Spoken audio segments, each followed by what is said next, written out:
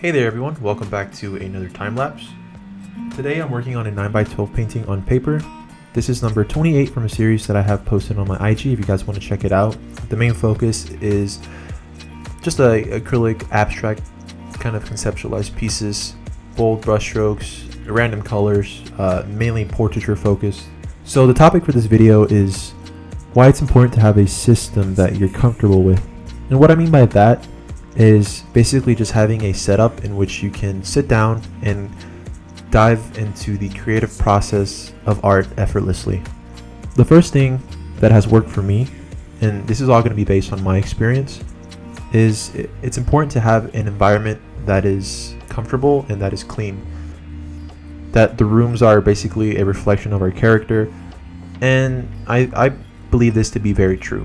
So when it comes to imagination and thought process and creativity, really your environments really do influence that. So for example, just imagine you having a cluttered desk and clothes everywhere and coffee stain on the floor, stuff like that of that nature, and you're trying to create art.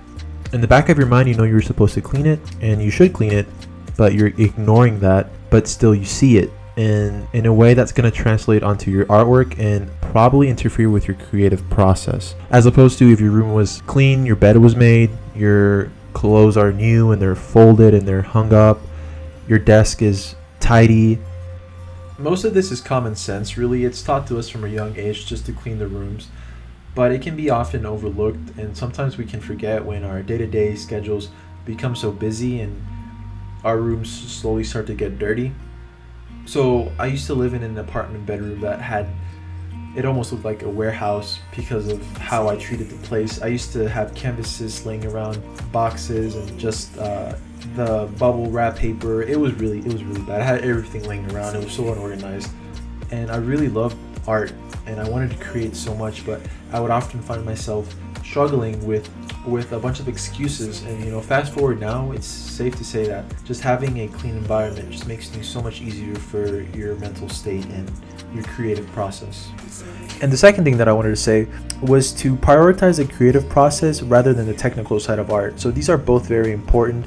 And what I mean by technical is the drawing side, the having your values right, the having your proportions and your measurement and your ratios all down. This is, we can't ignore this. It's all part of the process. It can be the most tedious, the most time consuming. It's the stuff that goes on in the background, and we don't see this stuff in the final product and the final painting.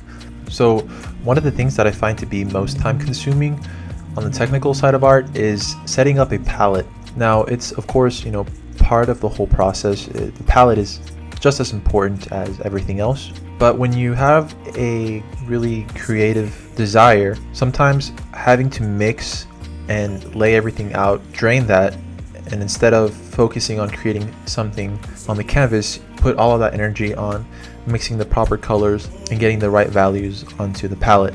But don't get me wrong, it's like I said, it's just as important, but I have found ways to kind of help alleviate that, and one of them with acrylic paints is using the proper tools.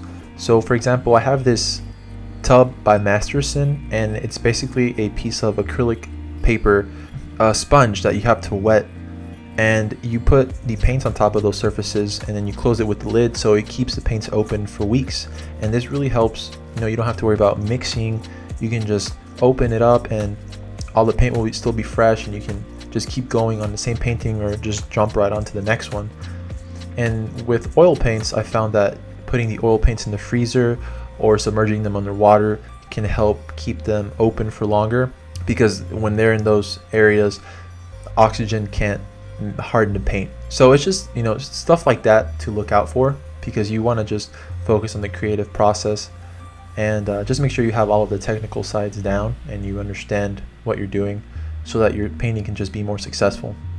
And anyway, that's it. I hope you guys enjoy this video. I wish you all a beautiful day, and I'll catch you later.